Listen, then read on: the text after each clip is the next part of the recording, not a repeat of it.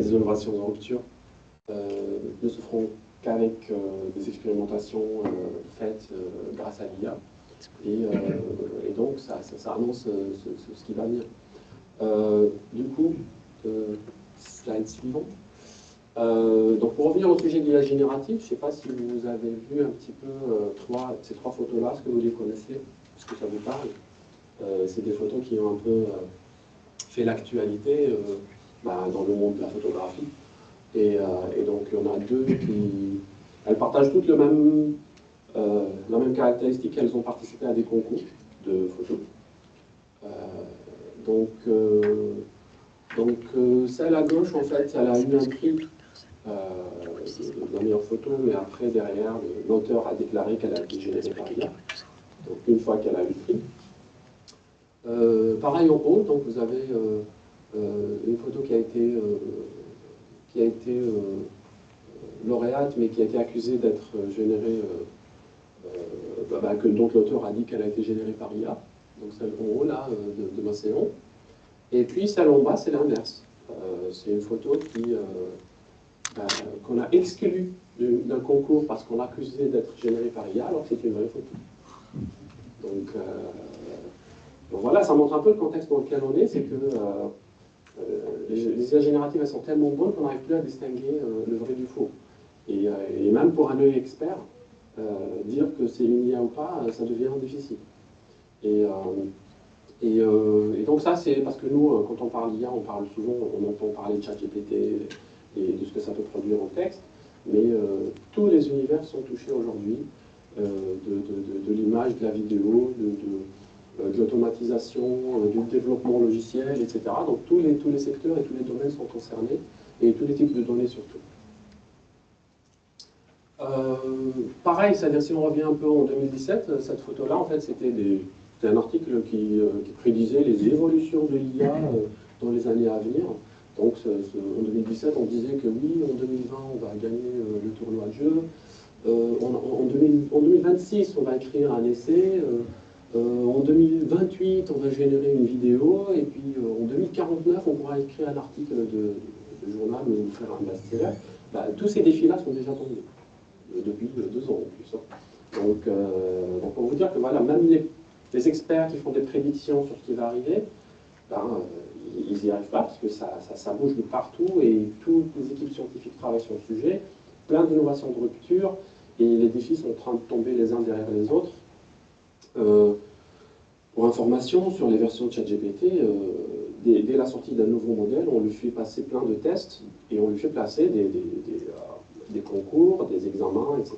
Donc le bac, il l'a eu, l'examen d'entrée en fac de médecine, il l'a eu.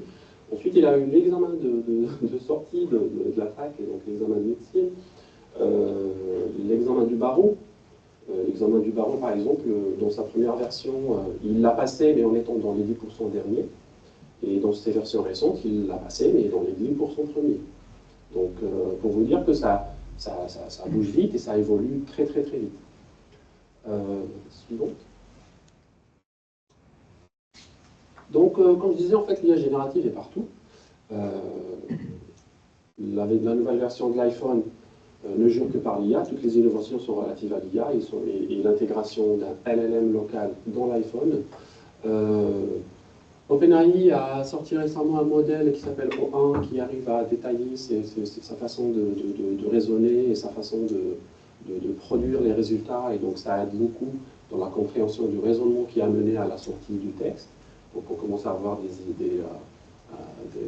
des explications de ce qui est sorti par l'IA, et parce qu'on l'accusait juste de balancer des séquences de mots sans raisonner, alors que là maintenant il détaille les petites instructions et les petits enchaînements de réflexion qui l'ont mené à sortir ce qui a sorti. Plein de modèles qu'on appelle open source qui sont en train de foisonner, c'est-à-dire qu'on arrive à déployer facilement des LLM en entreprise ou dans les labos, etc., ou à les améliorer ou à les tuer. Les annonces, c'est tous les 2-3 jours, on a un nouveau modèle qui augmente de 1% tel ou tel test, qui augmente le nombre de neurones, qui augmente la taille de raisonnement, qui travaille sur ce tissu-là. Donc vraiment, il y a un foisonnement de modèles open source. La génération vidéo a fait un bond très très important sur la durée des vitesses et sur la persistance des contenus. Donc on arrive à produire des vidéos très très longues sans halluciner ou sans perdre le fil. La structure des protéines, comme je disais tout à l'heure sur le prix Nobel, on arrive à générer de nouvelles protéines qui ont des structures cohérentes, qui peuvent être testées, produites de façon artificielle. Et puis pareil, c'est-à-dire les évolutions sur la génération d'images, sur la génération de différents contenus. Donc vraiment, on en parle partout au niveau des avancées récentes dans le digital. Et donc aujourd'hui, qu'est-ce qu'on peut produire, hein? On vient au sujet principal, c'est-à-dire on peut produire du texte, on peut produire du code, on peut produire des scripts d'automatisation dans les serveurs et dans les machines. Côté visuel, on arrive à produire des images, on arrive à produire des vidéos et des contenus en 3 dimensions. Côté audio, on arrive à synthétiser la voix, à produire de la musique, et puis j'aurais dû la mettre, celle-là, il y a des clips sur Internet qui sont faits entièrement par IA. Donc les auteurs sont en train d'aller sur ChatGPT produire les paroles, et puis ils prennent les paroles, ils vont sur un autre IA, ils disent chante-la avec en style tel ou tel, avec telle ou telle musique, avec telle ou telle voix, et puis ils vont sur un site de génération vidéo, ils disent fais-moi un clip sur la base de ce que tu vois dans ça, et puis ça fabrique des vidéos totalement factices, et si vous êtes sur les réseaux sociaux, vous en avez sûrement vu passer une ou deux, avec un clip vidéo fait par une IA, donc la chanson est faite par une autre IA, donc les paroles ont été écrites par une troisième IA. Donc on arrive à produire vraiment des contenus et des données de différentes formes et surtout avec une crédibilité très forte. Donc ça c'est pour les gens qui travaillent un peu dans le digital, hein, les IA arrivent à coder, arrivent à fabriquer des interfaces, arrivent à écrire des requêtes de base de données, elles arrivent aussi à faire la documentation des produits. Donc aujourd'hui, les boîtes qui travaillent dans le digital, en fait, elles ont intégré l'IA à tous les niveaux et ça ne dépend que de... Je reviendrai tout à l'heure sur l'intégration de l'IA en entreprise. Ça ne dépend que de la volonté de l'entreprise. Un peu d'histoire. En fait, la nouvelle ère de l'IA générative, elle a commencé en 2017 par un papier de Google qui s'appelait Attention is all you need, qui a introduit cette nouvelle architecture neuronale qui s'appelle les transformers et les mécanismes d'attention. Et du coup, c'est une innovation de Google. Et Google, elle a publié sur Internet, et qui en a profité le plus, c'est OpenAI. Et donc aujourd'hui, je peux vous dire qu'à cause de ce papier-là, Google a changé radicalement sa politique de publication et sa politique de partage scientifique. Et parce qu'en fait, c'est un papier qui, on peut dire directement, il a nui à son business model et carrément à sa situation aujourd'hui sur le marché. Derrière, ce papier-là, sorti en 2017, a permis de développer les premières versions GPT-1, GPT-2. On n'entendait pas encore parler, nous on les connaissait dans la communauté scientifique, mais le grand public ne connaissait pas. Donc GPT-1, on ne connaissait pas, 2, un peu moins, un peu plus, mais bon, ça a commencé avec GPT-3, qui a été derrière transformé pendant le Covid en ChatGPT. Et dès décembre 2022, ChatGPT est sorti dans la version publique, et ça a généré ce qu'on voit aujourd'hui. Et derrière, au bout de quelques mois, on a vu un foisonnement des IA sur tous les fronts, avec des concurrents, la réaction de Facebook, la réaction de Google, de Microsoft et tout, et puis derrière, un marché qui a explosé et qui pèse aujourd'hui en trillions de dollars. Pareil, un peu d'historique pour ramener le contexte de la discipline. Donc l'intelligence artificielle, elle a commencé avec l'informatique. Dès qu'on a créé des machines, on s'est dit, est-ce qu'on peut faire des machines qui imitent l'humain et qui reproduisent un peu des comportements intelligents. Le papier de Turing sur est-ce que les machines peuvent penser, il date de l'après-guerre. Derrière, donc, on a essayé d'écrire des programmes on était limité avec les moyens de l'époque, mais bon, il y a beaucoup de théories qui ont été établies, mais pour lesquelles il n'y avait pas de machine pour les exécuter ou un cadre d'application, disons, matérielle. Parce que les premiers paquets sur les réseaux de neurones, pareil, ils datent des années 50. Hein. C'est pas, les réseaux de neurones, ça ne date pas de 2010. Hein. Et du coup, derrière, le deuxième bond, c'était dans les années 80 avec l'avènement du machine learning, qui avec l'explosion des bases de données, a permis de dire, voilà, aujourd'hui, au lieu d'écrire des programmes, est-ce qu'on peut dire que, est-ce qu'on peut déduire nos algorithmes et nos façons de raisonner à partir d'exemples. C'est-à-dire qu'on fournit des exemples aux machines et puis elles essaient d'imiter ces exemples-là. Après, dans les années 2000-2010, on avait les réseaux de neurones qui revenaient, même s'ils dataient de soixantaine d'années, qui revenaient à la mode parce qu'on avait la puissance de calcul qui est arrivée. Et pour finir, en fait, 2016-2017, le retour des premiers modèles d'IA générative qui permettent justement de gérer de nouveaux contenus. Si on peut mettre un mot sur chacun d'entre eux, c'est que l'intelligence artificielle, c'était des si alors sinon, ça l'est toujours, hein, c'est-à-dire c'est un domaine large, mais à l'époque, on était sur un apprentissage à partir de règles. Pour le machine learning, on passait à un apprentissage à partir d'exemples. Pour le deep learning, on est passé à de l'expérience, c'est-à-dire l'ordinateur peut avoir sa propre expérience au lieu d'imiter les humains, il peut avoir sa propre expérience en simulant des milliers d'années de jeux d'échecs ou des milliers d'années de telle ou de telle tâche sans regarder les exemples humains.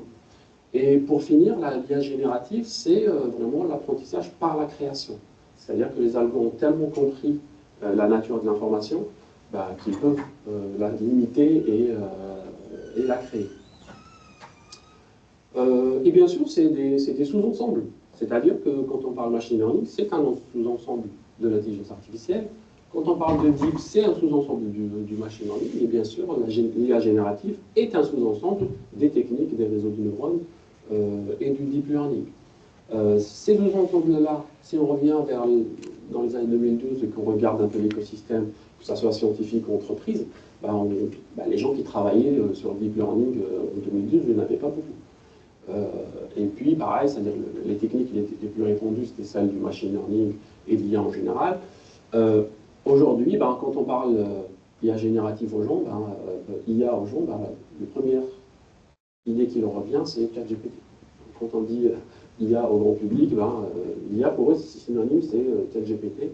Et du coup, voilà, tout le monde essaye de revoir les process, de revoir les techniques et tout, en utilisant l'IA générative, qui est aujourd'hui à la mode. N'empêche qu'aujourd'hui, les autres techniques, elles existent toujours, et parfois elles sont plus efficaces que l'IA générative, et il faut juste avoir un complément. Comment elles fonctionnent? Rapidement, donc on a de grosses quantités d'informations, des textes, des images, des vidéos, etc., mais en grosse quantité, pour lesquelles on crée ce qu'on appelle un modèle de fondation, qui est un modèle qui n'est pas ce qu'on appelle supervisé, mais qui s'occupe d'un tout petit problème, mais il le fait très très bien quand il regarde des quantités phénoménales de données. Une fois que ce modèle de fondation est disponible, après on l'adapte à tel ou tel problème. ChatGPT, c'est questions-réponses. On a les modèles RAG aujourd'hui qui font de la recherche d'informations. On a des créations de contenu, images, vidéos, etc. Du coup, quand je disais modèle de fondation, qui dit modèle de fondation, dit modèle simple, problème simple. Le modèle qui a inspiré ChatGPT est un problème très très simple. Je donne une phrase, devine le prochain mot. C'est tout. Je donne un début de phrase et dis-moi juste le mot suivant. Et donc ce modèle-là, quand il est exécuté en répétition, on a ce qu'on a, nous, en affichage. C'est pour ça que souvent sur ces IA génératives, on voit les mots apparaître. Et on n'a aucune IA générative qui vous balance direct le résultat. Quelle que soit l'IA générative, vous la voyez produire les mots les uns derrière les autres. Parce qu'en fait, chacun d'entre eux, c'est une exécution du modèle, et puis on le prend, on le met dans la file, et on demande à l'IA de nouveau de deviner le mot suivant sur la base de ce qu'il a vu. Et dès qu'il y a un truc qui sort, on le met dans la file, et on redemande à l'IA de générer le mot suivant. Et c'est comme ça, en fait, Ça exécute, quand je vous dirai combien d'instructions il faut pour générer un mot, je reviendrai sur le coût énergétique de tout ça, c'est surprenant. Et du coup, là, c'est le problème de base pour ChatGPT. Là, c'est le problème de base pour Midjourney, qui lui essaye de transformer une phrase en image. Et puis, on a aussi des modèles entre deux qui permettent de reconstruire de l'information ou de la restituer, et qu'on utilise aujourd'hui, par exemple, dans Photoshop, etc. Et pour cela, en fait, on travaille sur ce qu'on appelle un espace de représentation, c'est-à-dire on essaye de demander à la machine de se faire elle-même sa compréhension de ces textes-là et de ces contenus-là. Donc, on lui donne, en fait, si aujourd'hui les projets se mesurent en home machine pour les home jour ou jour homme, quand on fait un projet, on le mesure en jour homme. Quand on entraîne une IA, on la mesure en jour GPU. Donc, c'est-à-dire combien mon GPU a été utilisé pour calculer. Donc, parfois, un entraînement, il peut prendre une journée sur un GPU. Parfois, il peut prendre 2 jours, 3 jours. Donc, je l'entraîne. Et par exemple, ChatGPT, pour sa première version, pas les versions récentes, ça a duré 400 années GPU. L'entraînement de ChatGPT a pris 400 années GPU. Donc, 400 années GPU, ça veut dire, voici le chiffre est là, mais si vous avez 1000 GPU, ben, ça vous prendra 6 mois. Si vous avez 2000, ça vous prendra 3 mois. Et en tout cas, quand vous cumulez tous les GPU qui ont été nécessaires avec le temps qu'ils ont passé, ben, ça fait 400 années GPU. Pour son entraînement, et son exécution, c'est une autre paire de manches. Mais voilà, et tout cela pour se faire sa représentation de données, et sur laquelle, en fait, on lui demande un contenu compréhensible par le main. Il se fait sa propre représentation vectorielle, et après, il décode et il sort un contenu en sortie. Slide suivante. Donc, on a fait ça pour du texte.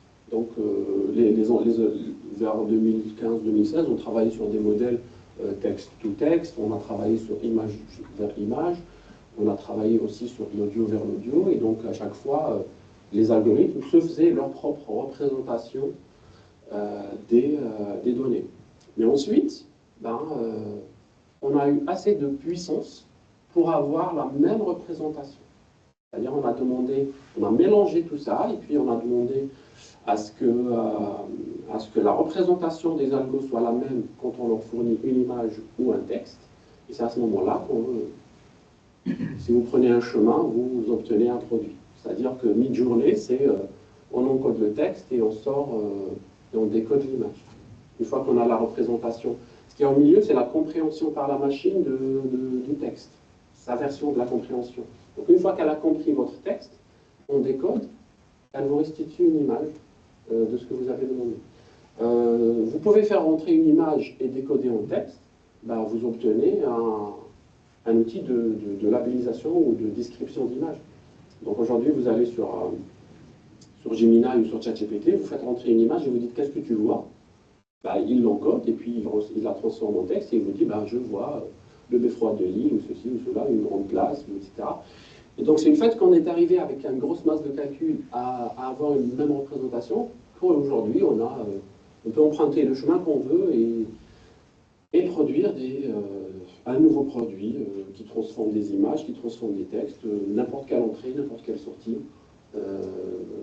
Vous avez une possibilité d'application et d'usage très intéressant. Et la recette pour tout ça, donc je disais un problème simple, beaucoup de données, des milliers de ce que j'appelle moi des XPU, c'est-à-dire soit des GPU, soit des TPU. Aujourd'hui, on a des TPU, c'est-à-dire c'est des grosses cartes de calcul. Parce que les GPU, au début, on les a conçus pour le graphique. Ceux qui sont un peu familiers avec SolidWorks, AutoCAD et compagnie, ils avaient besoin de cartes Quadro ou de cartes NVIDIA et tout. C'était des cartes qui accéléraient le calcul mathématique, matriciel, vectoriel, 3D, etc. À un certain moment, on s'est dit c'est intéressant pour l'IA, grâce au réseau de neurones, donc ça a bougé vers l'IA, mais ça restait des processeurs graphiques. À un certain moment, NVIDIA ou tous les acteurs du numérique, ils se sont dit, en fait, on a maintenant besoin de cartes qui font que de l'IA. À ce moment-là, on a introduit ce qu'on appelle des TPU. Et aujourd'hui, avec les LLM, on s'est dit, même dans cette catégorie-là, en fait, on peut faire des cartes qui accélèrent le calcul dédié au langage, dédié à ChatGPT et compagnie. Donc aujourd'hui, on a des cartes qui s'appellent des LPU, qui sont vraiment dédiées à du calcul LLM et génératif de texte. Ensuite, vous avez des architectures neuronales, bien sûr, transformers, 175 milliards de paramètres, etc. Donc une grosse architecture. Et pour finir, des mois d'entraînement. Voilà, donc et aujourd'hui, c'est pas n'importe qui peut se permettre ça. C'est-à-dire, quand on a un modèle de fondation, on attend ce qui va sortir de chez OpenAI, et encore, OpenAI, ils étaient open, aujourd'hui ils ne le sont plus, ils ne partagent pas ce qu'ils produisent. Mais on a par exemple Facebook qui sort des modèles open source, on peut les télécharger, les déployer. On a Mistral, notre acteur français, qui a des très très très beaux modèles. Et puis donc c'est des acteurs qui peuvent se permettre parce qu'ils ont des data centers équipés de milliers de GPU. Et donc suivant, si on prend le cas juste reviens derrière. Si on prend juste le cas de ChatGPT, il a été entraîné sur 500 milliards de tokens. 500 milliards. Un token, rapidement on va dire, ça peut être assimilé à un mot. C'est-à-dire 500 milliards de mots. On se dit, quand on dit 500 milliards de mots, on se dit c'est peu. Mais prenez une encyclopédie de 1000 pages, de 1000 volumes, avec une encyclopédie de 1000 volumes, avec 1000 pages dans chaque volume, avec 1000 mots dans chaque page. Ça peut contenir les connaissances en médecine, on est d'accord. Voilà. Ça vous produit 1 milliard de tokens. Parce que 1000 fois 1000 fois 1000, c'est 1 milliard de tokens. Et encore là, j'ai exagéré. Et imaginez ce que vous pouvez faire avec 500 milliards de tokens. C'est-à-dire mettre toutes les disciplines scientifiques, tous les livres, il y a plein de livres, il y a plein de contenus Internet, l'intégralité de Wikipédia, je crois que c'est 3 milliards de tokens, ou un truc comme ça. Ou 30 milliards, je ne sais plus, mais en tout cas, c'est phénoménal comme quantité d'informations. 500 milliards de tokens, avec un modèle de 175 milliards de paramètres, c'est-à-dire qu'on peut dire que voilà, c'est un cerveau avec tant de neurones, quoi. Donc c'est le nombre à peu près, les paramètres, on ne les assimile pas directement au nombre de neurones, mais voilà, mais c'est le nombre de paramètres, et plus il grandit, plus le modèle est puissant. Et après, mais par contre, il faudra pouvoir l'exécuter, parce que faire tenir 175 milliards de paramètres sur un ordi, c'est pas évident. C'est-à-dire 175 milliards, chacun d'entre eux, il fait quelques octets, c'est déjà, on parle en téra. Et avoir un téra de RAM, c'est pas donné à tout le monde aujourd'hui. Et puis, pareil, donc, en termes d'entraînement, c'est 405 années Vesson. Le Vesson, c'est une carte de NVIDIA qui est dédiée au monde professionnel, qui est très très puissante. C'est pas le plus récent modèle. Après ça, il y a eu ce qu'on appelle les A100 et les H100, qui sont aussi des grosses cartes de calcul que nous, parfois, on ne peut même pas se permettre. Ils sont à plusieurs dizaines de milliers d'unités. Et puis, donc, il a fallu 405 années pour entraîner ChatGPT dans sa première version. Et il faut savoir qu'aujourd'hui, pour qu'il produise un mot, aujourd'hui, ChatGPT, dans la version grand public, il lui faut 300 milliards d'opérations. 300 milliards d'opérations par mot produit. Et regardez combien de demandes on a faites à ChatGPT et tout ce qui a été produit par les élèves, par 1 milliard de personnes qui l'ont utilisé. Et le nombre multiplié par le nombre de mots, et imaginez la facture. Aujourd'hui, la facture de OpenAI, les gens ils la comparent, ça fait je crois, entre 17 000 et 20 000 fois un foyer moyen américain. Et leur facture énergétique, elle est quand même en plusieurs millions par jour. C'est vraiment quelque chose de très, très, en termes d'énergie, de consommation énergétique, c'est très, très, très important. Pour revenir, en fait, 300 milliards d'opérations, en fait, votre ordinateur simple qui fonctionne à 2 GHz, il en fait 2 milliards par seconde. Donc imaginez que si c'était à votre ordi de produire, votre ordi produit une demi-minute ou une minute pour produire un mot. S'il peut avoir la RAM nécessaire. Donc c'est vraiment, c'est pour vous dire que c'est en termes de calcul, aujourd'hui il y a un gros problème avec la consommation énergétique de l'IA générative.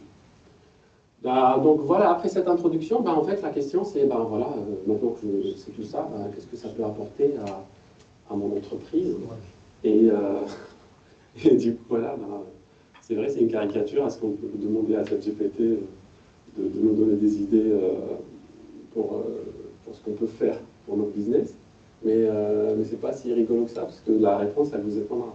C'est-à-dire, posez-lui la question, voici ce que je fais, voici mon activité, comment je peux l'augmenter ou l'améliorer, etc. Vous serez surpris par ce qu'il va répondre. Et donc, voilà.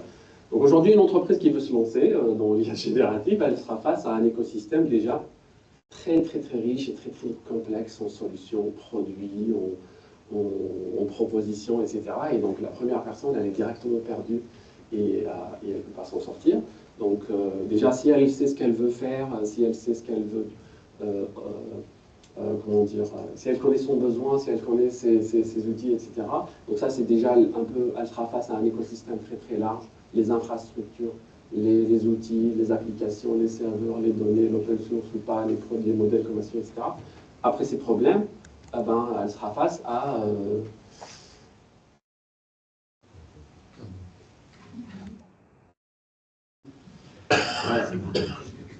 elle sera face à tous ces problèmes, à une autre catégorie de problèmes qui sont relatifs à la propriété intellectuelle, à la formation de ses cadres, aux infrastructures dont elle dispose, à l'environnement avec toute la question consommation énergétique, aux problèmes de coûts, de RGPD, etc. Donc aujourd'hui, il y a une anecdote sur chacun d'entre eux. D'accord ?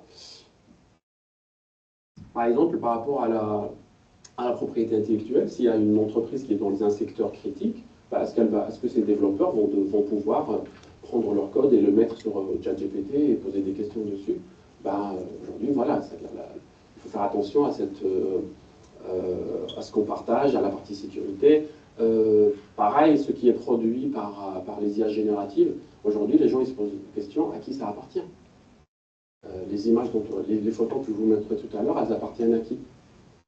À celui qui a écrit le prompt, ou à l'entreprise qui a produit l'IA générative, la photo, c'est-à-dire Midjourney par exemple, ou aux personnes qui ont produit les photos, qui ont inspiré le modèle. Donc à qui ça appartient? Aujourd'hui, il y a un vide juridique sur la question, et on attend les premiers cas de jurisprudence. Donc aujourd'hui, je vous pose la question, à qui ça appartient, on ne sait pas répondre. C'est-à-dire, quand on produit une photo sur Midjourney, c'est pas parce que j'ai prompté et que ça a produit une image qu'elle m'appartient. Et c'est pas parce que Midjourney l'a produite qu'elle lui appartient. Et les personnes, les photographes qui ont mis des photos en réel sur Internet, qui ont été aspirés pour entraîner ces modèles, ils sont où dans cette affaire? Donc il y a vraiment une grosse question de propriété intellectuelle qui se pose, au point qu'aujourd'hui, il y a des entreprises qui interdisent l'utilisation, ou bien qui précisent l'utilisation de l'IA générative quand ils le font, etc. Donc il faut vraiment avoir une posture claire envers l'utilisation de l'IA générative. Et bien sûr, donc, il y a une pyramide d'intégration au sein de l'entreprise, donc vous avez différents niveaux, c'est-à-dire il faut définir à quel niveau nous on veut la déployer dans notre entreprise. Est-ce qu'on veut juste initier nos salariés à l'utilisation des outils d'IA générative? Est-ce qu'on peut l'intégrer dans les outils qu'on utilise de façon automatique? Est-ce que nous aussi, est-ce que dans nos produits il y a de l'IA générative? Et puis, est-ce qu'on fait de la recherche et de l'innovation autour de l'IA, et puis qu'on a nos propres modèles, nos propres technologies, etc. Donc voilà, c'est-à-dire n'importe quelle entreprise, elle peut être à différents stades, et le stade qu'elle veut atteindre permet déjà de clarifier un peu comment ça va être déployé et quelle stratégie suivre. Et surtout, il y a la question de la valeur ajoutée, parce que Aujourd'hui, les gens, ils ont tendance à dire que voilà, l'IA générative, elle va résoudre tous mes problèmes, c'est super, il faut la déployer, mais pourquoi? C'est-à-dire qu'il y a une citation que j'aime bien et qui dit que voilà, quand on a un marteau, on a tendance à voir tout comme un clou. Donc voilà, c'est-à-dire aujourd'hui, les gens ils disent ouais, l'IA générative, il me la faut, il faut que je la déploie, etc. Et puis elle va résoudre tous nos problèmes, mettez de l'IA générative, ça va se résoudre. Non, c'est pas comme ça que ça se passe.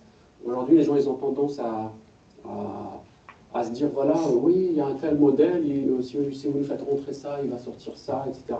Donc ça, c'est la logique d'un data scientist euh, qui, qui, euh, qui est un peu orienté modèle, focus sur une task, etc., sans prendre du recul par rapport à ce que ça va engendrer.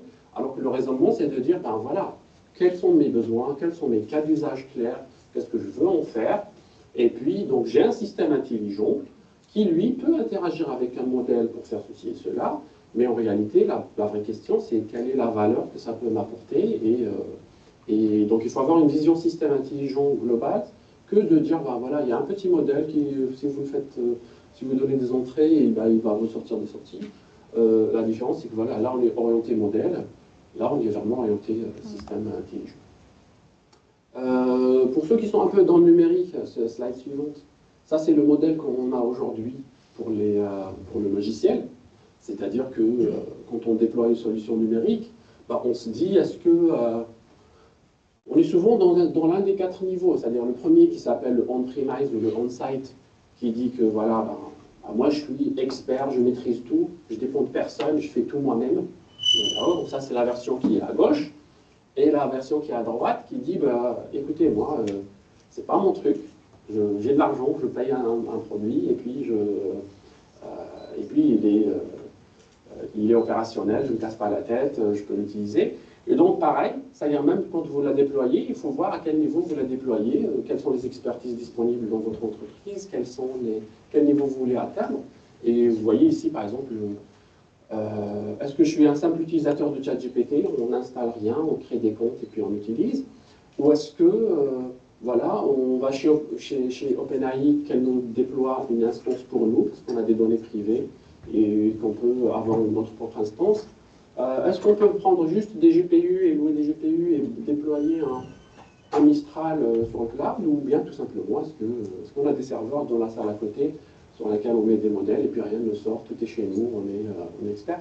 Donc voilà, ce qui s'applique, pour vous dire que ce qui s'appliquait avant au software, s'applique aujourd'hui à l'IA.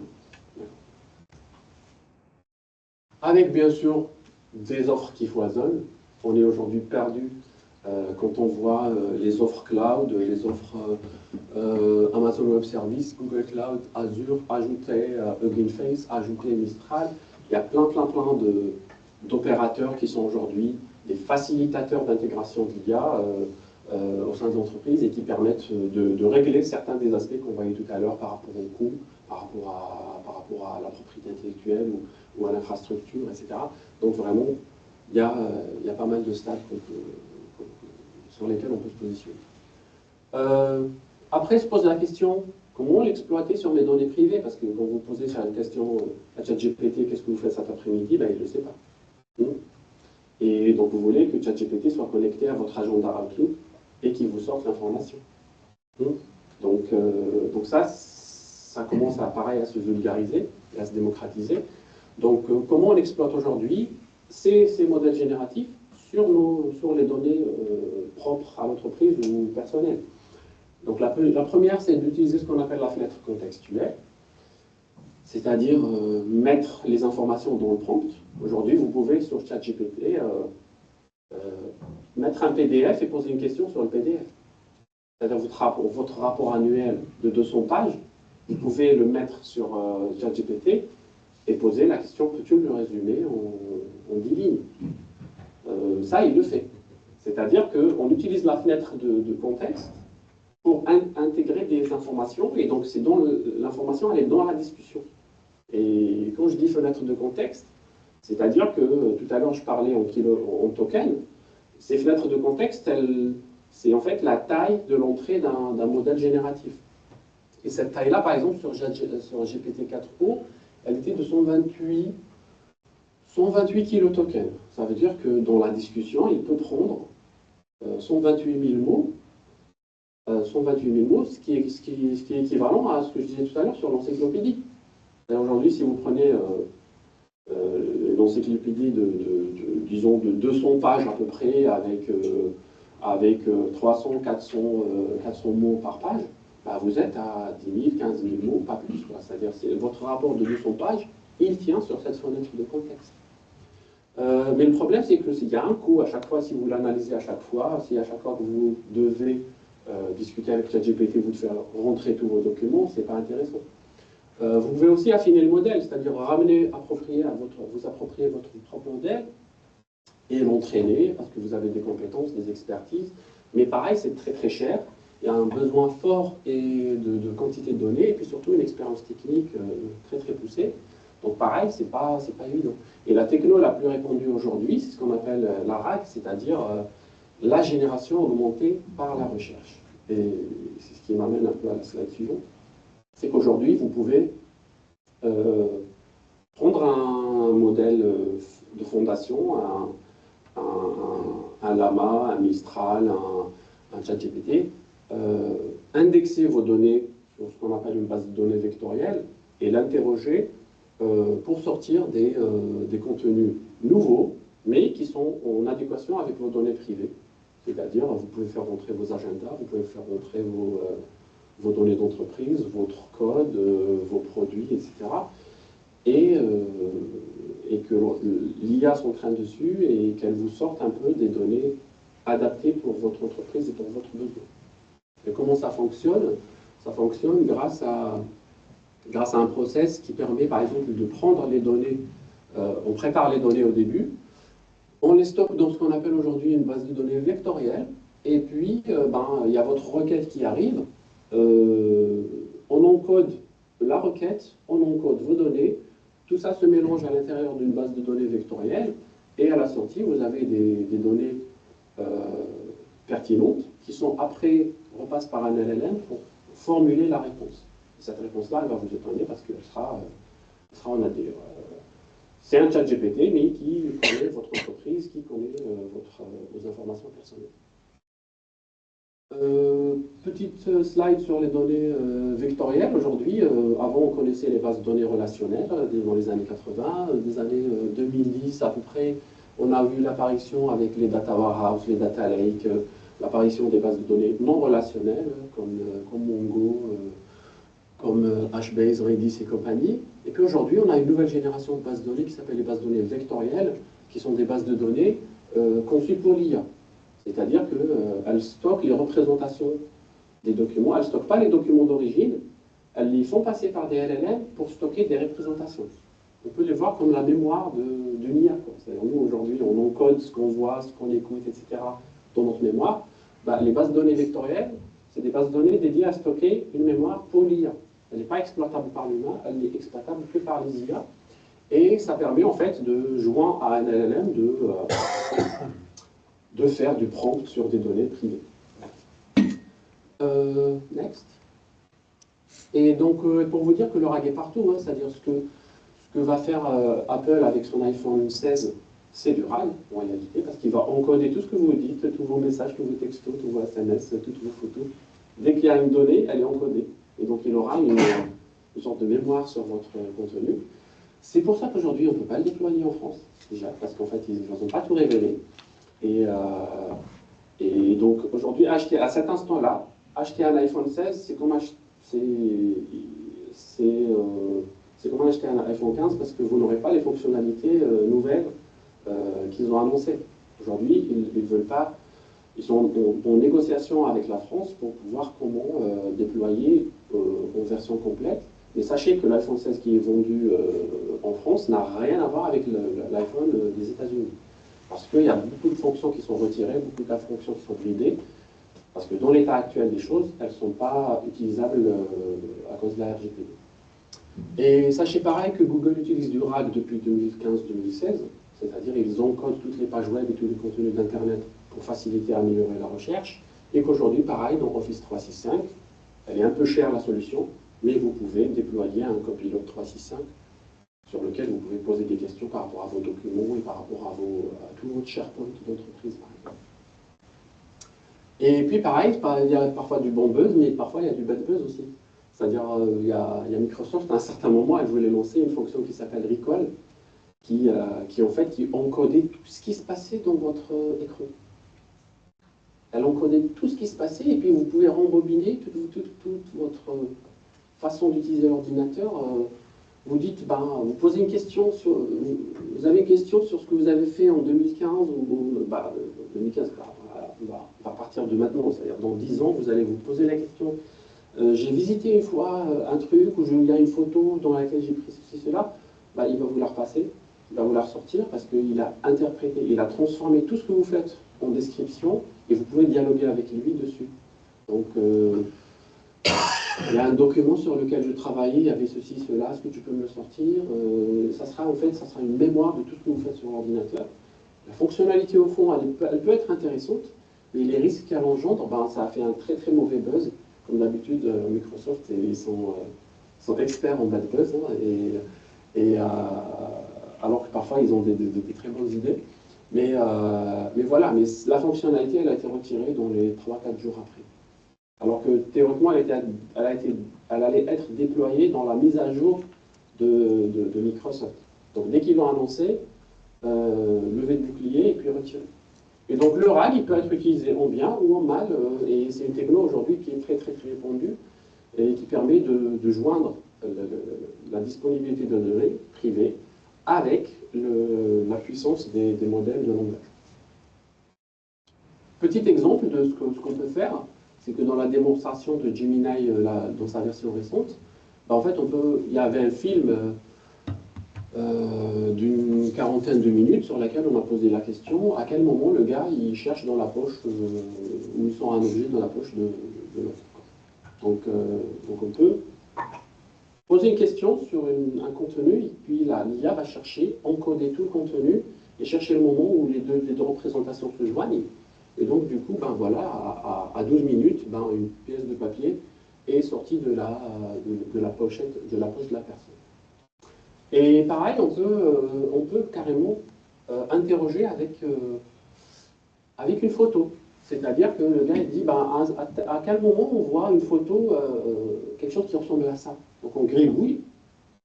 Donc on gribouille une photo, et puis donc l'IA l'a cherché, ben, à 15 minutes 34, ben, je vois cette scène-là.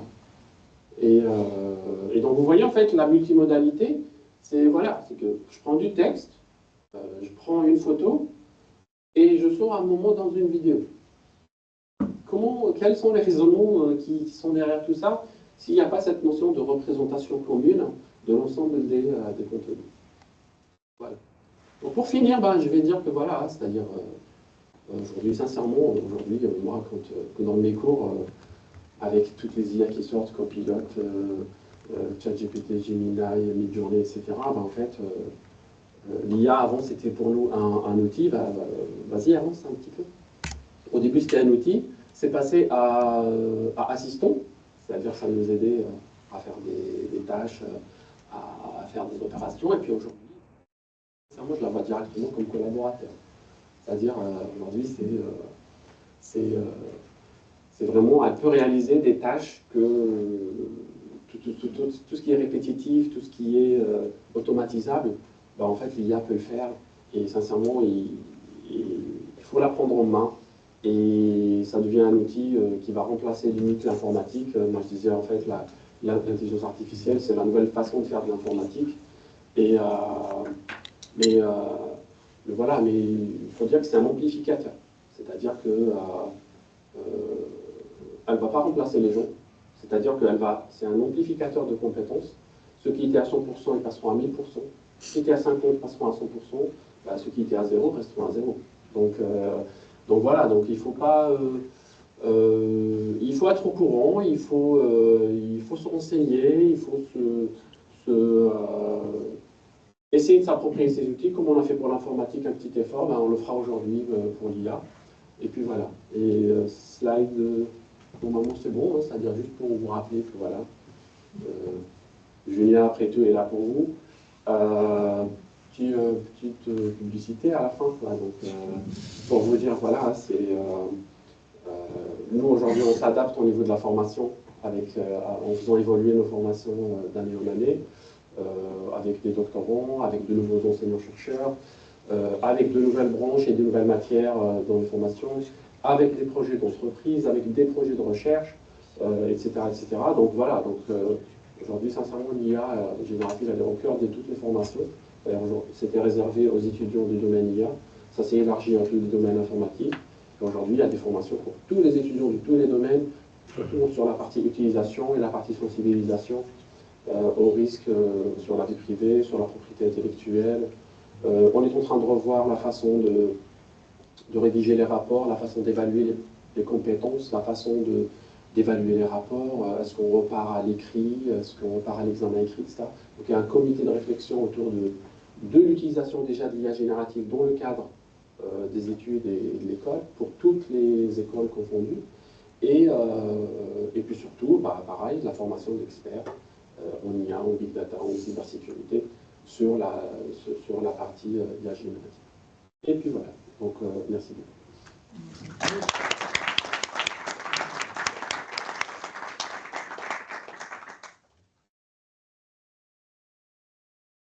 Un petit moment d'échange prévu, hein, donc n'hésitez pas si vous avez des questions ou des... Peut-être le micro, je parle pas fort. Non, il n'y a rien. Il n'y a plus de micro. Bon, je vais essayer de parler fort. Moi, je vous entends. En tout cas, je peux répéter votre question. Alors, je vais exprimer à ma manière le danger de l'IA et un espoir final. Je suis l'IA. J'ai éliminé toute la concurrence. Toute l'humanité pense maintenant la même chose. Elle a perdu toute faculté de réflexion et de recherche personnelle. Ils n'ont que des réponses à leurs questions de bas niveau, la même réponse pour tous. Maintenant, je me sens seul, je m'ennuie et le remords m'envahit. Donc, dans l'espoir que l'humanité puisse se régénérer, j'ai pris la décision suivante. Je vais me provoquer à moi-même un gigantesque court-circuit pour me suicider. Fallait vous enregistrer.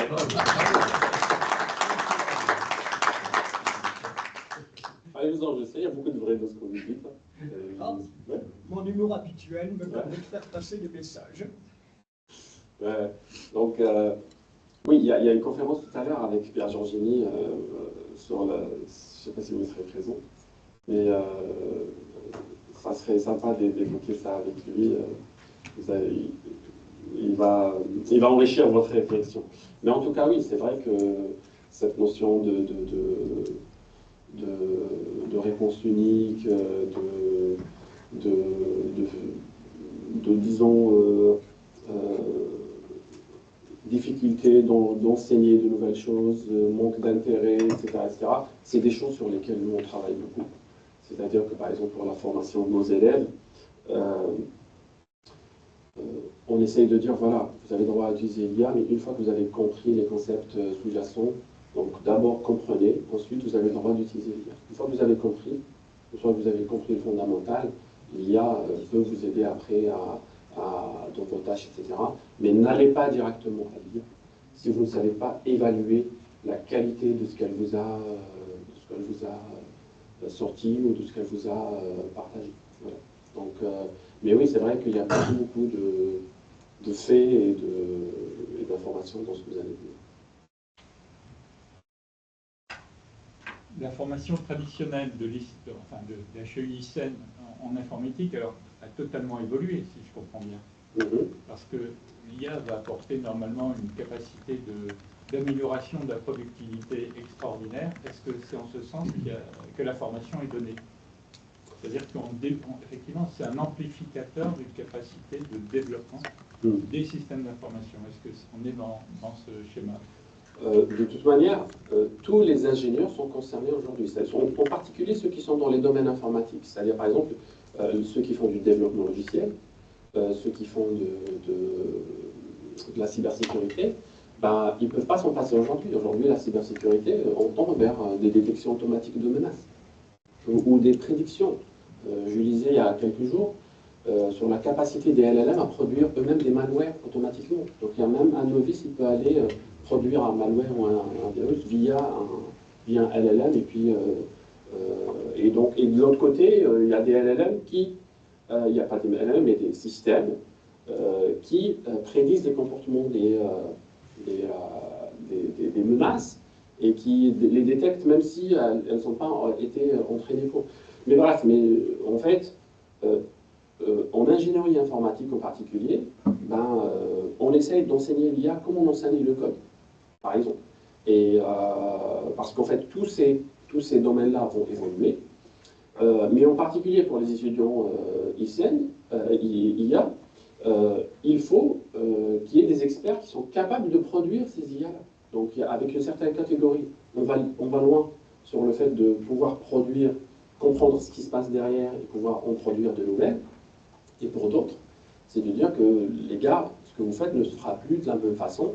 Il faut que désormais, dès maintenant, vous soyez acteurs et vous soyez sensibilisés à cette question. La façon classique de faire n'est plus valide. Voilà. Ça veut dire aussi, comme c'est enseigné partout, que dans toutes les filières, aujourd'hui, enfin, filière Julia, les étudiants, les futurs employés, etc., seront capables de générer du code. Entre autres. Entre autres. Tout un chacun, aujourd'hui, n'a plus besoin d'apprendre l'informatique. Pas forcément. Pas forcément. C'est-à-dire que je prends les étudiants actuels, quand on prend un première année, c'est-à-dire quand il demande à l'IA de faire quelque chose pour lui, en fait, il est incapable d'évaluer ce qu'elle a sorti. Voilà, c'est-à-dire si on est incapable de comprendre ce qui a été sorti, ça ne sert à rien de discuter avec ChatGPT d'un sujet qu'on ne maîtrise pas. Donc c'est vrai qu'on peut lui demander d'expliquer, voilà, on peut lui demander d'expliquer certaines parties, on peut lui demander de produire certains petits blocs, etc. Mais mener un projet informatique... N'importe qui est aujourd'hui capable de justement produire du Python. Cela dit, derrière, il y a un gros sujet qui est le debugging et la maintenance. Comment c'est traité ça? Les gens qui génèrent du Python ne connaissent pas le Python. Ça dépend. Au contraire, les gens qui produisent du Python en font du Python. C'est-à-dire... Oui, mais c'est le code. Mais voilà, mais ça a été généré par Claude, par exemple, ça peut se faire. Mais si l'utilisateur n'est pas familier avec les environnements d'exécution de Python, ou la mise en place d'un environnement, ou l'endroit où ça peut s'exécuter, etc., en fait, il ne pourra pas l'exploiter, le code sorti. Il ne pourra pas le comprendre, et il ne pourra pas du coup l'exploiter. Donc voilà, c'est-à-dire... et même ceux qui sont initiés, parfois, ils ne comprennent pas certains aspects ou subtilités qui sortent. C'est pour ça que moi je leur dis, en fait, essayez un peu d'échanger, de préciser ce que vous voulez avec des prompts un peu plus construits, plus détaillés, etc. Et puis surtout quand ça sort, faites du test, essayez de comprendre les instructions, etc. Et puis souvent, ce qui sort, quand on sort un peu de l'ordinaire, ça marche pas. C'est-à-dire, il y a des cas où ce qui sort, sur par exemple des problèmes de pointe ou des problèmes verrouillés, c'est des tentatives, on a l'impression que c'est beau et c'est machin, mais quand on veut exécuter, ça passe pas. Donc voilà, c'est pour ça que je disais tout à l'heure, c'est un amplificateur. Aujourd'hui, toutes les boîtes de développement ou des ESN, elles ont des copilotes, elles ont des IA pour aider leurs salariés à faire du code. Parce qu'en fait, l'idée, par exemple, pour nous aujourd'hui, c'est pas de dire l'IA générative est interdite. C'est la solution de facilité et c'est impossible. Donc, parce qu'aujourd'hui, on ne peut pas l'interdire. Il y a des milliers d'outils, il y a des milliers de façons de faire sur smartphone, sur ordi, etc. que interdire l'IA générative, c'est impossible. Donc ce qui change par contre, c'est voilà, les règlements, la façon d'évaluer, la façon d'acquérir les compétences avec les élèves, et c'est sur ça aujourd'hui que nous travaillons. Voilà, c'est de revenir à... C'est de dire que l'IA est un amplificateur, mais n'oubliez pas vos compétences de base, et nous on va travailler sur les compétences de base. L'IA va les amplifier plus tard, et il faut être un bon utilisateur d'IA. Il y a des questions en Teams, si jamais. Donc déjà, tu as reçu beaucoup de bravos. Et un message d'un ancien étudiant de Hugo Demnes qui a dit « Très content de vous avoir eu comme professeur ». Et ensuite, comme question, nous avons... Alors, la première, quelle application industrielle en cas d'usage voyez-vous avec les LLM dans l'industrie de production en dehors des usages bureautiques individuels? Voilà, c'est-à-dire la pyramide que je montrais tout à l'heure, c'était sur cette question-là, c'est-à-dire que la couche la plus basse, c'était vraiment l'utilisation bureautique, voilà. Mais derrière, le RAC, il est utilisé comme moteur de recherche, du captioning, on l'utilise en contrôle qualité, on l'utilise donc vraiment dans des processus industriels de contrôle, dans des processus de vérification, et dans des processus d'automatisation. C'est-à-dire qu'aujourd'hui, on peut, grâce au LLM, automatiser certaines tâches, le connecter à des logiciels et qu'il fasse un peu de la création d'instructions. Et par exemple, on peut le connecter à Office, on peut le connecter à des outils 3D, on peut le connecter à différents outils, et qu'il crée des scénarios et des scripts pour l'automatisation. Donc vraiment aujourd'hui, et puis ça c'est le cas du texte seulement, parce que quand on ajoute les cas d'usage d'image, on est sur de la surveillance intelligente, on est sur du contrôle qualité, on est sur la voiture autonome, on est vraiment sur tous les axes où l'IA aujourd'hui a de la valeur ajoutée. C'est-à-dire qu'aujourd'hui, ce qu'on faisait avant avec le machine learning classique, on peut le faire de façon un peu plus évoluée avec des LLM. Et après, il faut qu'il y ait vraiment, comme je disais tout à l'heure, de la valeur ajoutée. C'est-à-dire que quelles étaient les limites de mon cas d'usage précédent et quelle est la valeur ajoutée de cette nouvelle IA, parce que derrière, elle va consommer plus. Je voyais un post il n'y a pas longtemps sur LinkedIn qui parlait d'un gars qui vérifiait si un mail est correct avec ChatGPT. Alors qu'il pouvait faire juste une regex, un petit truc pour vérifier si le mail est correct ou pas. Ben, il envoyait ça à ChatGPT, il lui disait est-ce que cette adresse mail est correcte. Et donc ça consommait des milliards, des dizaines de milliards d'instructions en ligne, alors qu'il aurait pu le faire avec une fonction qui coûtait vraiment rien sur son ordi. Et donc voilà, donc ce réflexe-là d'aller rapidement à l'IA générative, pareil, il faut l'éviter. Il faut raisonner dans les cadres industriels, il faut raisonner IA en général, et cas d'usage, besoin, valeur ajoutée. S'il y a besoin de mettre du LLM vidéo, visuel ou textuel, pourquoi pas. Ensuite, il y a une question. Quel est le rôle de l'IA dans le quotidien d'un enseignant? Est-ce que vous l'utilisez pour la production de vos contenus? Oui, je l'utilise pour la production de contenu. C'est, comme je disais tout à l'heure, tout ce qui est automatisable, tout ce qui est répétitif, ça devient très très utile de passer par l'IA pour le faire. Donc voilà, parfois ça me donne des idées pour des exercices, ça me donne des idées pour des contenus, pour expliquer, etc. Mais je vérifie quand même tout ce qui est sorti, là, sinon ça passe par du contrôle. Mais oui, je suis le premier utilisateur, et surtout aujourd'hui, je suis le premier qui autorise l'IA dans mes cours. Pour information, je l'autorise même dans l'examen. Donc dans l'examen, il y a des étudiants qui vont avoir l'examen d'IA bientôt. L'année dernière, ChatGPT était autorisé. C'est-à-dire que, parce que je leur dis, écoutez, vous êtes des A1, vous êtes proche de la sortie, vous êtes plus proche de l'entreprise, on quitte le bachelor où vous étiez en mode cours TDTP, là vous êtes plus proche de ce que vous allez faire en entreprise, et en entreprise, votre entreprise elle vous fournira un compte copilote que vous utiliserez au quotidien. Donc autant savoir. Maintenant, vous avez maîtrisé la programmation, maintenant vous allez maîtriser l'utilisation des IA. Par contre, je leur demande d'être honnête, si vous le faites par IA, dites-le. C'est-à-dire, dites que sur cette question-là, j'ai utilisé l'IA avec ce prompt-là. C'est-à-dire, voici ma question que j'ai posée. Et ça permet quand même d'avoir une sorte d'honnêteté, d'avoir une sorte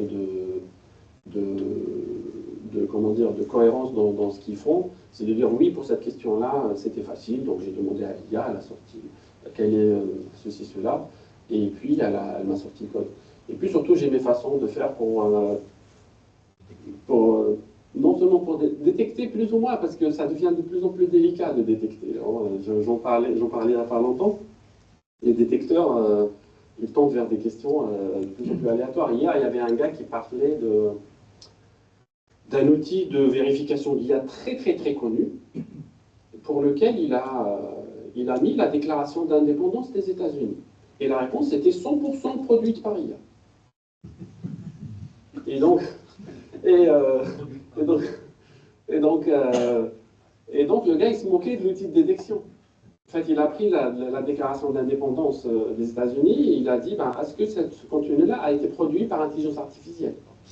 Et la réponse du détecteur, la réponse de l'outil, elle a dit, oui, 100%, ce truc-là, c'est de l'IA qui l'a produit. Ça existait peut-être à l'époque. Ouais, c'était le ChatGPT de Benjamin Franklin. Et du coup, voilà, c'est-à-dire les outils de détection, pareil, c'est-à-dire qu'il ne faut pas trop aujourd'hui leur faire confiance. Moi, je préfère faire confiance à mon étudiant qu'à l'IA de détection. Est-ce qu'on peut concevoir un jour parce que dans la partie générative, il manque cette notion de sensibilité, d'émotion qu'on peut transmettre quand on parle, quand on écrit. Est-ce qu'on peut concevoir qu'un jour ce sera le cas, que l'IA générative sera en mesure de traduire moi je ne suis pas du tout un spécialiste, mais de traduire ce qu'on dit, la manière dont on le dit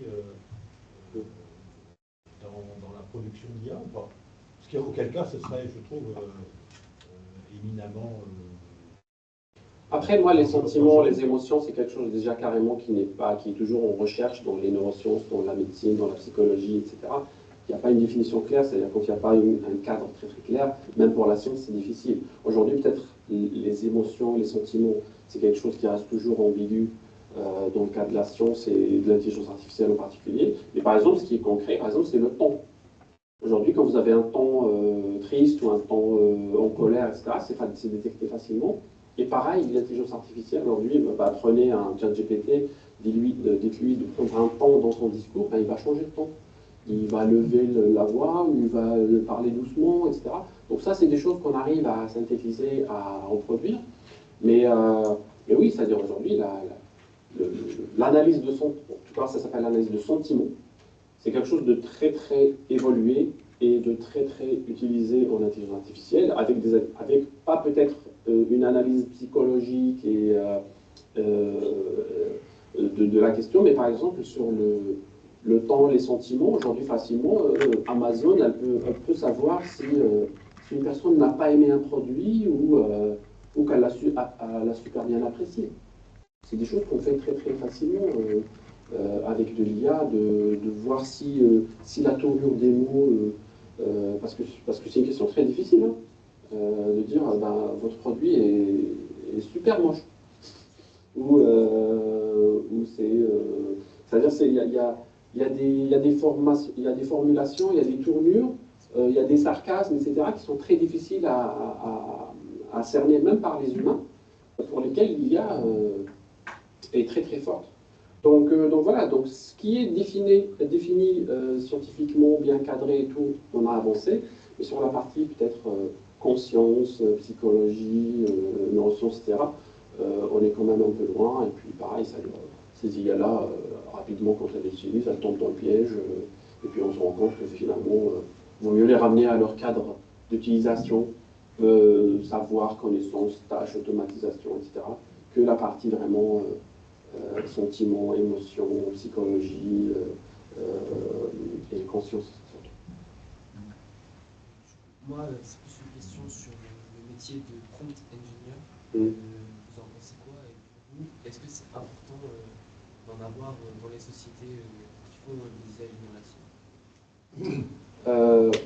Oui, en fait, le mot, il était à la mode au début des IA génératives. C'était pour dire que c'est quelqu'un qui maîtrise un peu, qui est éloquent avec les IA. Et donc, ça fait partie un petit peu de ce que je disais tout à l'heure, le volet métier. C'est-à-dire aujourd'hui, avant, on demandait des data scientists. Dans les boîtes, on cherchait des data scientists. Aujourd'hui, des analystes, des ingénieurs, des data ingénieurs, des data architectes, des ingénieurs IA, des MLOps, des LLMOps, des machins. Il y a des termes qui foisonnent partout, partout, partout. Mais après, quand on décompose le process, on revient sur des métiers vraiment bien, bien clairs. Est-ce que la personne, elle est dédiée à l'infrastructure? Est-ce que la personne, elle est dédiée à l'entraînement des modèles? Est-ce que la personne, elle est dédiée à leur exploitation et à la reconnaissance métier? Vraiment, il faut décomposer vraiment le problème de façon simple. Parce que moi, je suis le premier à ne pas pouvoir te dire c'est quoi un prompt engine. C'est très très flou. On a tenté de donner des noms au début de l'apparition des technos. Mais aujourd'hui, avec du recul, ben, en fait, même data scientist, on ne sait pas ce que c'est, data analyst, on ne sait pas ce que c'est. Les gens, ils balancent juste des profils comme ça, au lieu de dire, voici les missions, est-ce que quelqu'un a ces compétences-là pour se positionner sur ces problèmes-là. D'accord? Donc même nous, c'est-à-dire en formation, nos étudiants, ils sont un peu perdus. Ils disent, oui, moi, je voulais être data analyst, mais je suis data engineer, ou je suis data scientist, ou je suis ceci, cela. Alors que nous, on veut juste leur faire des portefeuilles de compétences, et c'est à eux on veut leur créer un cadre agréable, dans lequel eux se positionnent, et selon leurs souhaits, selon ce qu'ils aiment, et selon ce qui les passionne. On peut lui parler comme ça en termes de métiers que personne n'arrive à définir aujourd'hui. Hein. C'est-à-dire, moi, ça me fait toujours rire quand je vois les annonces sur LinkedIn, cherche data scientist, mais après, quand je vois l'émission, ça n'a rien à voir avec le métier, cherche data engineer, architecte, analyste, ingénieur IA, ingénieur LLM, etc. Les gens, ils sont un peu perdus dans toutes ces nomenclatures-là. Il faut revenir à la base et puis revenir aux compétences. Je sais pas. Vous avez dit chaque sollicitation de l'IA, chaque prompt coûte des milliards d'instructions. Des milliards d'instructions, ça a aussi un coût environnemental. Est-ce que vous savez s'il y a des études d'impact qui ont été faites et est-ce qu'on n'est pas en train de revenir en arrière sur ce plan-là? Bien sûr, il y a des études d'impact directes sur le coût et sur l'empreinte carbone, sur tout ça. Et puis les gens, ils sont conscients que ça coûte très très très cher et c'est nocif. Bah, c'est pour ça que la recherche, elle est sur tous les fronts. Elle est sur la réduction de la taille des modèles en gardant l'efficacité. Elle est sur la réduction du coût énergétique des équipements dont je parlais tout à l'heure, les GPU, les TPU, les LPU et compagnie. Donc réduire leur empreinte aussi, que ce soit en fabrication, que ce soit en utilisation. Donc il y a des travaux sur tous les fronts. Au sein de l'ICEN, nous on a une formation en Green IT pour que les étudiants soient conscients un peu de l'empreinte énergétique du numérique de façon générale, mais c'est vrai qu'aujourd'hui, l'IA générative, elle est super polluante, voilà, il faut le dire. Et voilà, il faut l'admettre. Et puis, aujourd'hui, par exemple, OpenAI, elle facture en coût énergétique, direct. C'est-à-dire, quand vous êtes utilisateur pro et que vous intégrez ces produits dans vos produits, la facture, elle est en fonction du nombre de mots que vous avez générés. Parce que c'est le facteur qui a un impact direct sur le coût énergétique et sur le coût environnemental. Chaque mot coûte tant en production et vous avez produit 10 milliards de mots. Ou machin, multiplié par, je ne sais plus, le coût il tourne autour de quelques centimes, les 10 000 mots, 15 000 mots. C'est vraiment, il y a un coût. Leurs tarifs, ils sont clairs sur leur site. Ils évoluent. Et ils vous disent, ben, si vous voulez utiliser tel modèle qui consomme 3 milliards d'opérations, ça coûte 3 centimes. Si vous voulez un modèle plus sophistiqué et tout, ça coûte 7 centimes. Si vous voulez. Donc leurs tarifs, ils sont vraiment sur l'impact énergétique direct de l'exécution des modèles dans leur infrastructure. Et donc il y a des travaux de recherche pour réduire cet impact côté exécution des réseaux de neurones. Il y a un autre pour réduire le coût de consommation des GPU et de leur miniaturisation, etc., etc. Donc il y a vraiment un travail sur tous les fronts pour réduire cette empreinte que tout le monde sait qu'elle est très très chère. Ouais. Vous maîtrisez des compétences qui nous ont l'air effectivement quasi universelles. Est-ce que vous assurez une formation des autres enseignants de l'école pour qu'eux soient capables de mieux maîtriser et savoir comment utiliser ou pas dans leur domaine? C'est la première chose qu'on a faite. Je montrais tout à l'heure, ChatGPT est sorti fin 2022. Février 2023, conférence Junia pour tous les profs. Donc j'ai eu tous les profs à l'Amphigie du Junia pour leur parler. Et donc, quand j'ai demandé lever la main qui avait utilisé ChatGPT, il n'y en avait que quelques-uns. Et c'était quelques semaines après la sortie de ChatGPT, et on voyait ce que ça allait faire. Donc on a directement fait une formation sur les potentiels, sur le fait que faites attention, vos étudiants maîtriseront ces outils rapidement avant vous. Donc voilà, nos étudiants sont des experts, hein, il faut pas les... C'est-à-dire quand les outils de détection sont sortis, déjà les étudiants avaient déjà contourné les outils de détection. Donc parce qu'au début, notre cellule d'innovation pédagogique s'est dit on va mettre en place le détecteur de ChatGPT. Moi j'ai dit c'est même pas la peine de faire, mais bon, il a été mis. Voilà, parce que ça sert vraiment à rien les outils de détection. C'est-à-dire, moi je suis pour la confiance et je suis pour les méthodes alternatives. Et donc on a déployé un outil de détection, mais bon, ça a fait ce que ça a fait. Oui, donc je disais que voilà, c'est-à-dire on a formé les profs, on a laissé encore quelques mois maturer tout ça et on a fait une nouvelle formation. Et puis aujourd'hui, comme je disais, il y avait directement la formation d'un groupe de travail sur la formation des profs, donc il y a une formation disponible, sur la formation des étudiants aussi, sur le règlement des études, pour dire que voilà, comment utiliser ces IA-là, dans quel cadre, pour les étudiants qui font de l'informatique, pour les étudiants de Junia de façon générale, etc. La rédaction, la charte de l'écrit. On met à jour la charte de l'écrit, parce qu'aujourd'hui, ça ne sert à rien de... Limite, à un moment, ça ne sert à rien de lire des rapports. Quand on nous demande à un fin de stage un rapport de 6 mois, 20-30 pages, et qu'on a 200 étudiants ou bien 1000 au niveau de Junia, ces rapports-là, on est sûr que dedans, il y a 3/4 du texte qui a été généré par ChatGPT. Donc limite, on se pose la question, ça sert à quoi de faire écrire des rapports aux étudiants maintenant qu'on sait ça? Et du coup, comment désormais on va évaluer leurs compétences d'écriture?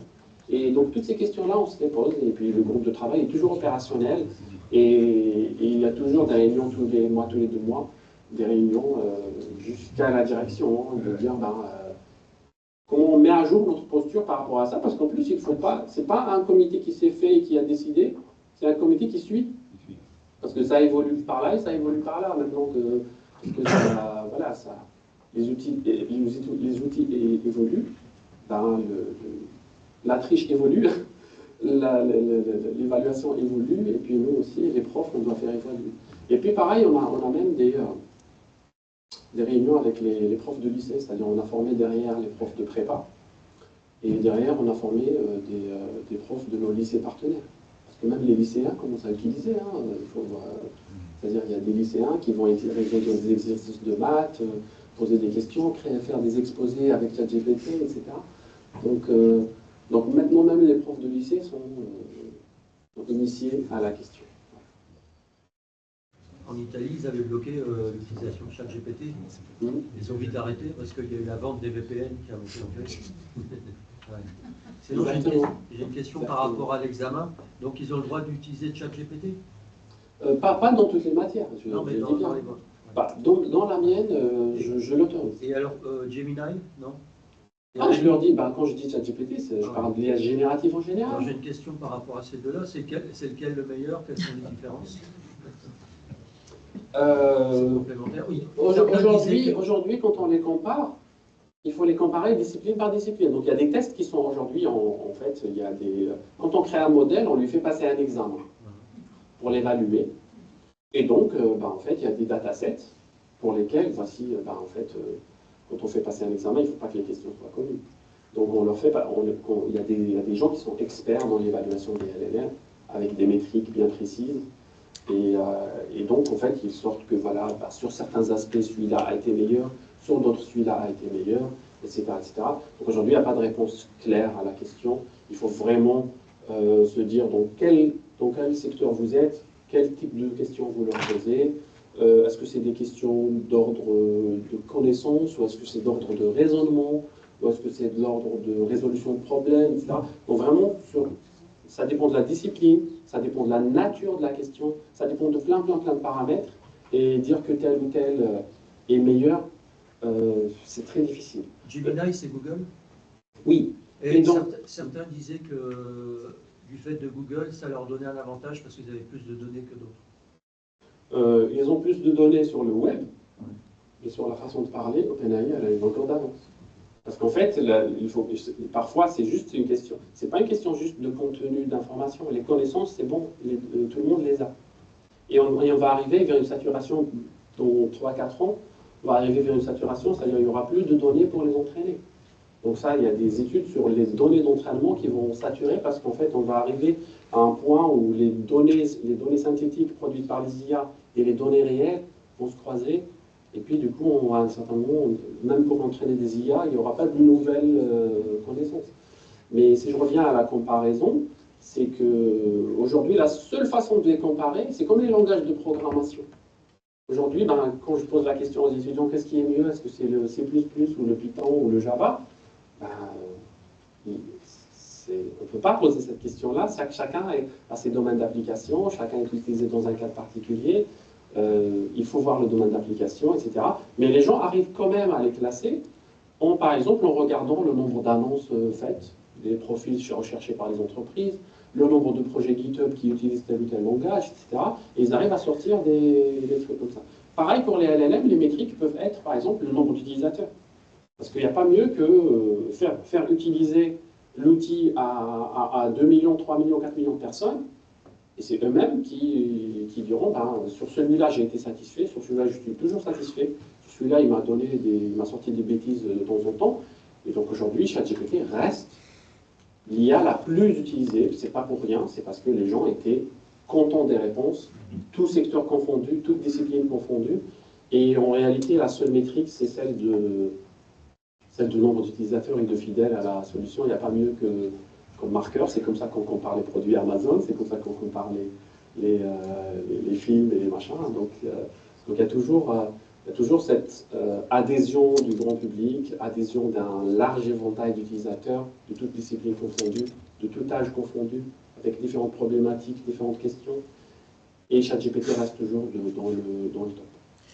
Je vais prendre la dernière question par Teams et après, je pense qu'on, s'il n'y a plus de questions, on va arrêter les questions-réponses et rejoindre le cocktail.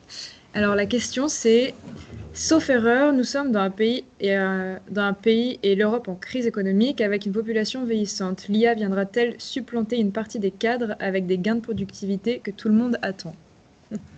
Gains de productivité? C'est la question, c'est pas oui, lui. le gain de productivité, c'est clair que, comme je disais tout à l'heure, l'IA est un amplificateur. Et donc, après je vais rentrer dans un sujet un peu critique, celui de l'accompagnement des personnes fragilisées.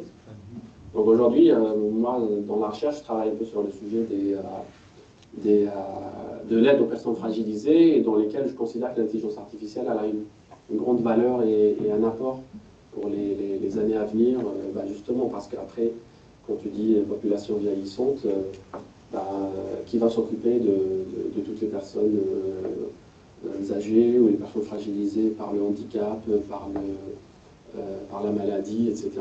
Et sur ça, il y a des choses à faire au niveau IA.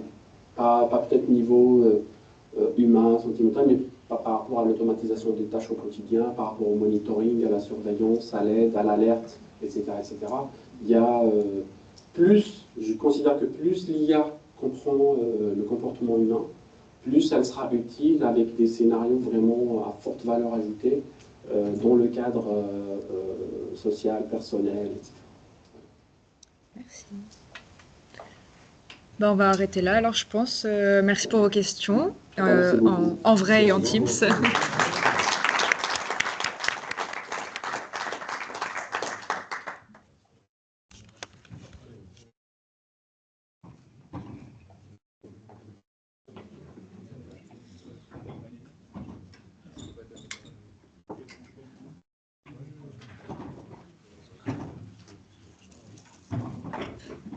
Normalement, il faudrait